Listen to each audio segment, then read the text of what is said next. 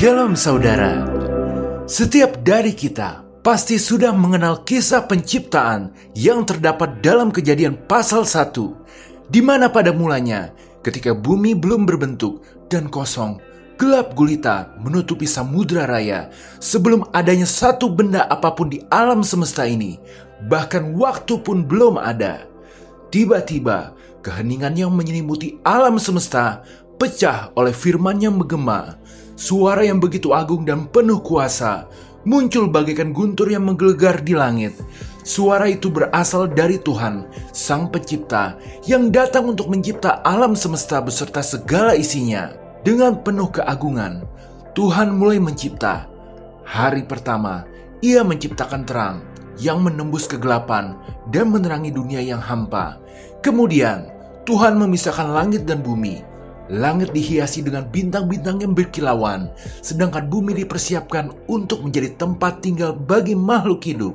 Hari demi hari, Tuhan terus mencipta. Ia menciptakan air yang mengalir di sungai dan laut, dan daratan yang ditumbuhi pepohonan dan tanaman hijau. Ia menciptakan matahari, bulan, dan bintang untuk menerangi siang dan malam. Ia menciptakan burung-burung yang terbang di angkasa dengan bebas dan ikan-ikan yang berenang di lautan luas. Pada hari ke-6, Tuhan menciptakan puncak karyanya, yaitu manusia. Dibuatlah manusia menurut gambar dan rupanya sendiri. Dengan dikaruniakan akal budi, manusia diberi kuasa atas seluruh ciptaan Tuhan untuk mengelola dan memeliharanya. Demikianlah kita tahu dari Kejadian 1, bahwa penciptaan alam semesta oleh Tuhan adalah kisah yang penuh keagungan dan keajaiban. Kisah ini menunjukkan kepada kita bahwa Tuhan adalah Tuhan yang maha kuasa dan penuh kasih.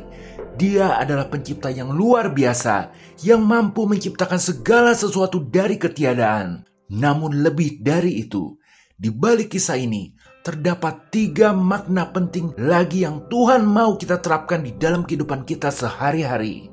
Karena pada prinsipnya, setiap hal yang didapat dari Alkitab bertujuan untuk membuat kita semakin serupa dengan Tuhan Yesus, dan pada akhirnya membawa kita kepada hidup dan mempunyainya dalam segala kelimpahan. Haleluya, amin. Makna 1, Anda dikaruniakan kemampuan untuk berkreativitas. Kejadian 1 ayat 1 tertulis, pada mulanya Allah menciptakan langit dan bumi. Pernahkah kita merenungkan betapa rumitnya sistem dalam tubuh manusia itu? Atau betapa indahnya lukisan awan di langit?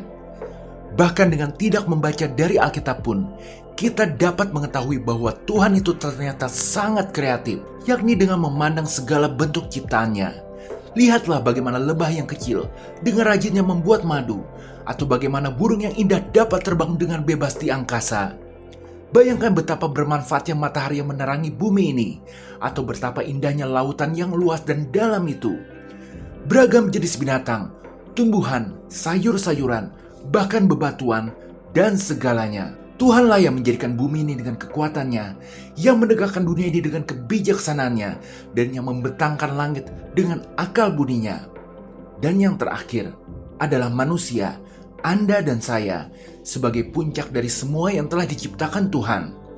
Penggambaran penciptaan manusia oleh Tuhan dalam Alkitab memberitahukan kita bahwa manusia itu istimewa, unik di antara ciptaan Tuhan lainnya.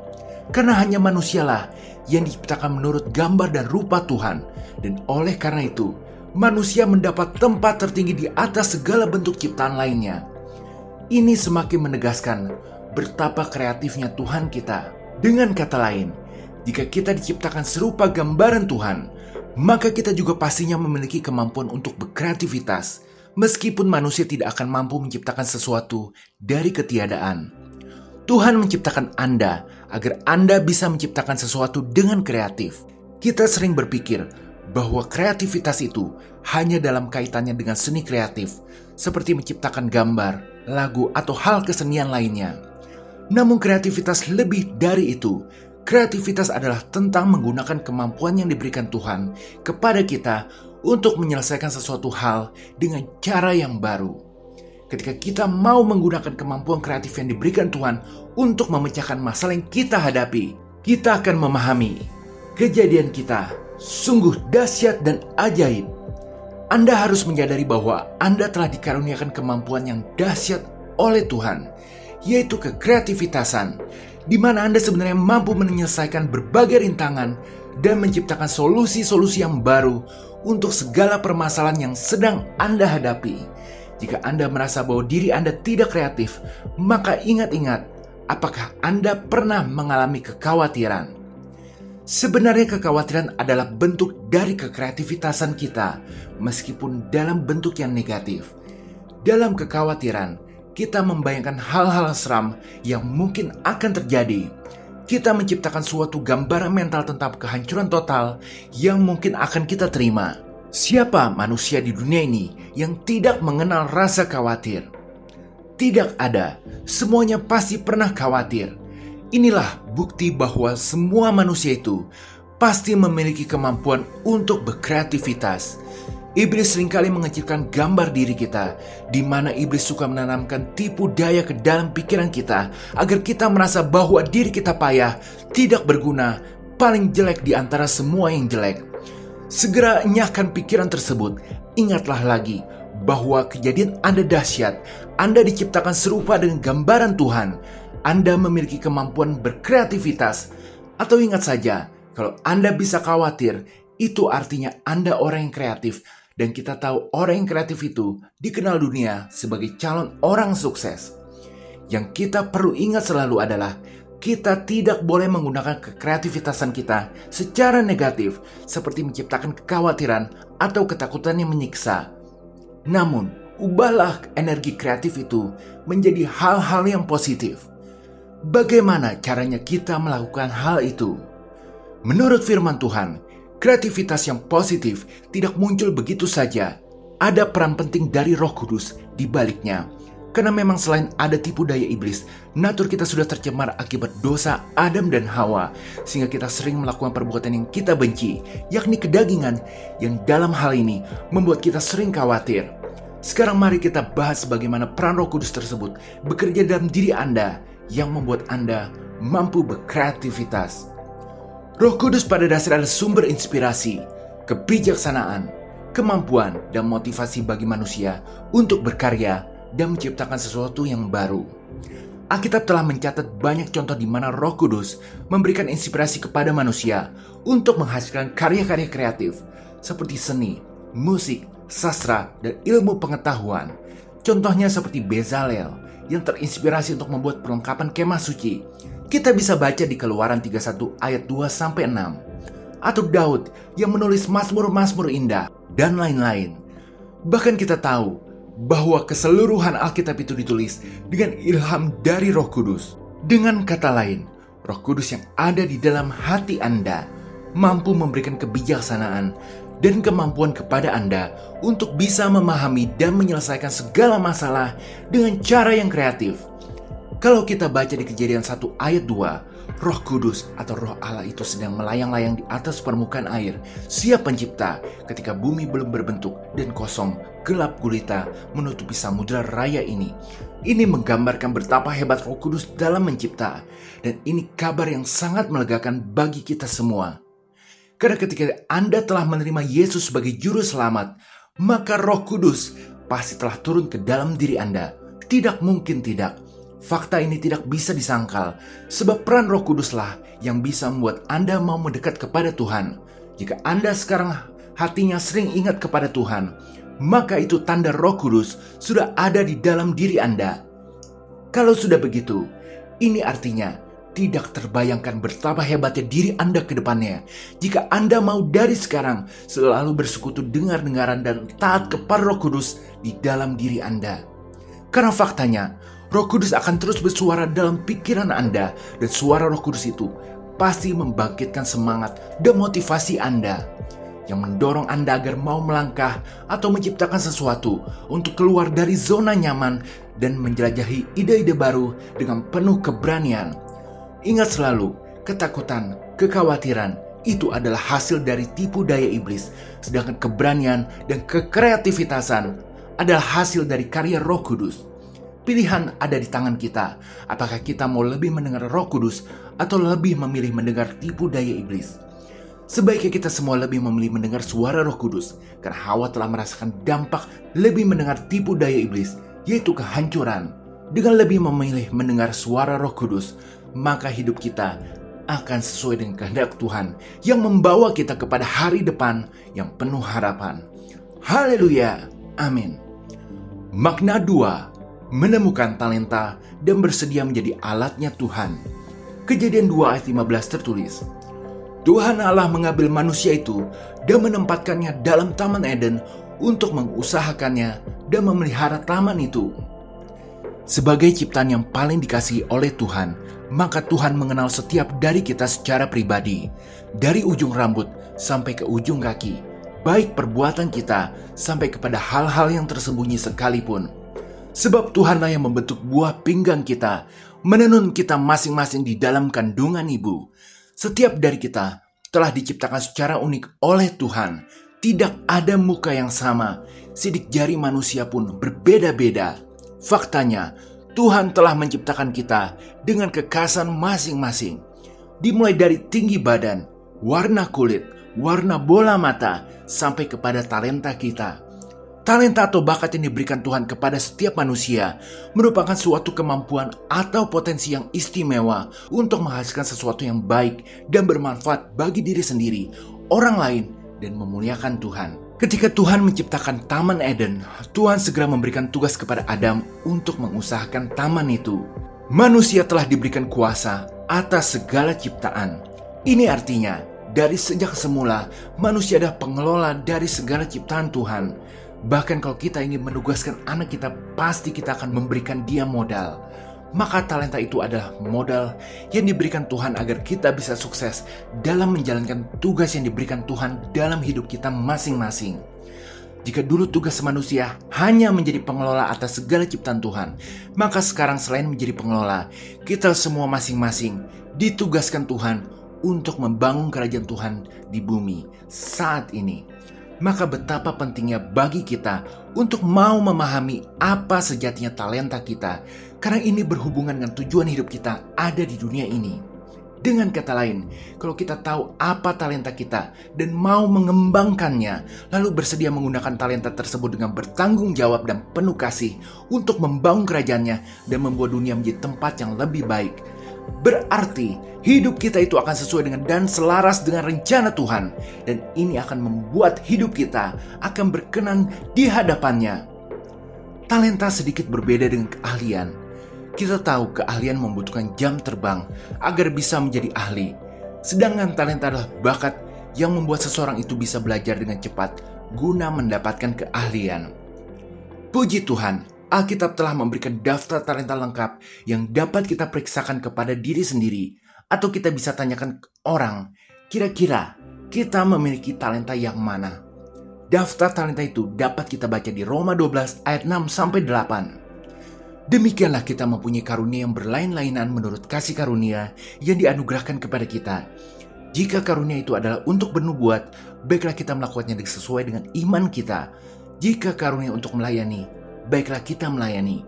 Jika karunia untuk mengajar, baiklah kita mengajar. Jika karunia untuk menasihati, baiklah kita menasihati. Siapa yang membagi-bagikan sesuatu, hendaklah ia melakukannya dengan hati yang ikhlas. Siapa yang memberi pimpinan, hendaklah ia melakukannya dengan rajin.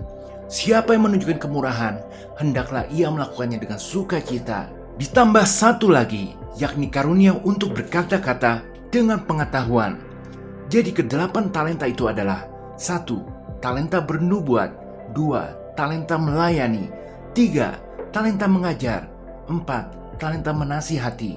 5. Talenta membagi-bagikan sesuatu. 6. Talenta memimpin. 7. Talenta kemurahan. 8. Talenta berkata-kata dengan pengetahuan. Inilah kedelapan talenta atau bakat dasar yang salah satunya atau lebih pasti dimiliki oleh setiap kita.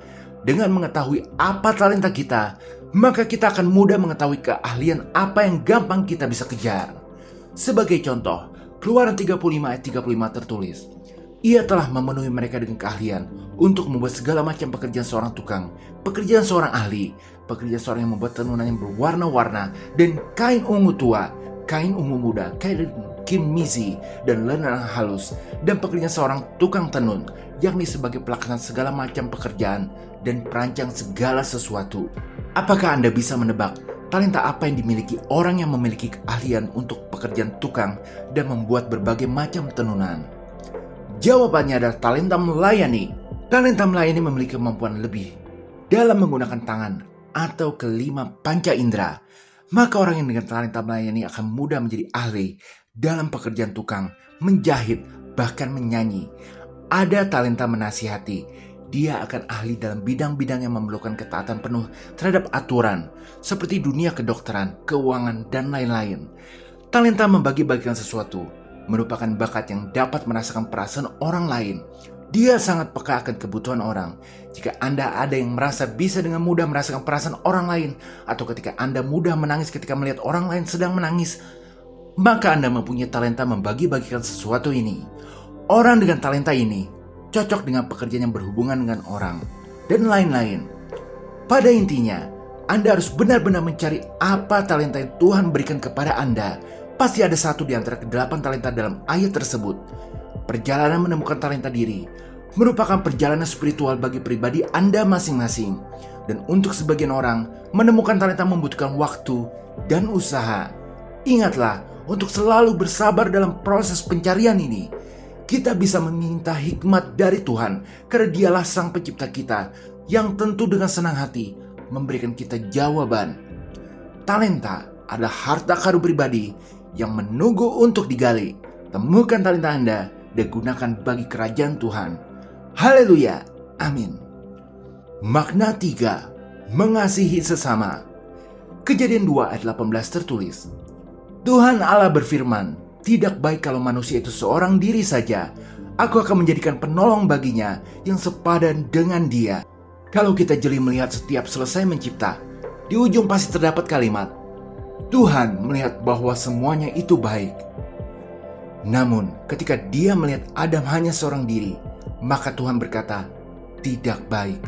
Ini artinya Tuhan sangat mengasihi komunitas. Tuhan tidak ingin kita hanya berhubungan dengan Dia semata saja, tetapi Tuhan juga ingin kita menjalin hubungan dengan sesama. Tuhan telah menetapkan bahwa kita harus terus berbuat kasih kepada orang lain. Bahkan kita diperintahkan untuk tetap mengasihi orang yang sudah jahat kepada kita. Dan telah diperintahkan pula bahwa kasih itu bukan sekedar kata-kata indah, melainkan melibatkan tindakan. Kuatkan mental kita, karena manusia di mata Tuhan sangat berharga. Orang jahat pun berharga di mata Tuhan. Itulah sebabnya Yesus mengampuni orang yang bahkan sudah menyiksa, meludahi, hingga menyalibkannya. Maka jika kita ingin kembali menjadi serupa dengan gambaran Tuhan yang sangat berkreativitas itu, kita pun mau tidak mau harus mengasihi sesama kita. Seperti memberi makan yang kekurangan, membantu orang yang lanjut usia, yang sedang tidak berdaya, menemani orang yang lagi kesepian, dan lain-lain. Pada intinya, Roh Kudus akan menunjukkan jalan bagi Anda untuk bisa berbuat kasih. Anda tidak perlu mencari, karena setiap ada manusia lain di hadapan Anda, di situ ada kesempatan untuk berbuat kasih. Ingat selalu, ketika Anda berbuat kasih, Anda sedang menjadi alatnya Tuhan, agar melalui Anda, kerajaan Tuhan datang, dan kehendaknya jadi di bumi seperti di surga. Haleluya, amin. Sebagai penutup, kisah penciptaan dalam Alkitab Kejadian 1 dan 2 menunjukkan bahwa alam semesta dan segala isinya diciptakan oleh Tuhan yang Maha Kuasa, yakni Allah Tritunggal sebagai pencipta dan penguasa alam semesta. Tuhan menciptakan segala sesuatu dari ketiadaan dengan kata-kata atau firman yang keluar dari mulutnya. Tuhan menciptakan alam semesta ini dengan urutan yang teratur dan dinyatakan sebagai sangat baik. Di antara semua ciptaan, hanya manusia yang diciptakan menurut gambar dan rupa Tuhan. Ini artinya, setiap kita istimewa di mata Tuhan dan memiliki martabat yang tinggi. Tuhan beristirahat pada hari ke-7 setelah menyelesaikan penciptaan. Ini mengajarkan kepada kita bahwa istirahat dan pemulihan adalah hal yang penting bagi manusia, baik secara fisik, mental, maupun spiritual. Bahkan Tuhan menegaskan kembali pentingnya istirahat lewat salah satu perintah di dalam 10 perintah Tuhan. Taman Eden melambangkan keadaan sempurna di mana manusia hidup dalam keselarasan dengan Tuhan dan ciptaannya. Hidup dalam damai dan kebahagiaan yang sejati. Dan suatu saat kita akan kembali ke pangkuan Bapa di surga dengan keadaan yang sama seperti di Taman Eden, yaitu dalam keadaan sempurna, di mana manusia hidup dalam keselarasan dengan Tuhan dan ciptaannya, hidup dalam damai dan kebahagiaan yang sejati. Ya Tuhan, Tuhan kami, Engkau layak ditinggikan di atas segala sesuatu dalam hidup kami. Haleluya, amin. Jika berkenan, berikan like, share, dan subscribe serta komen. Tuhan Yesus memberkati.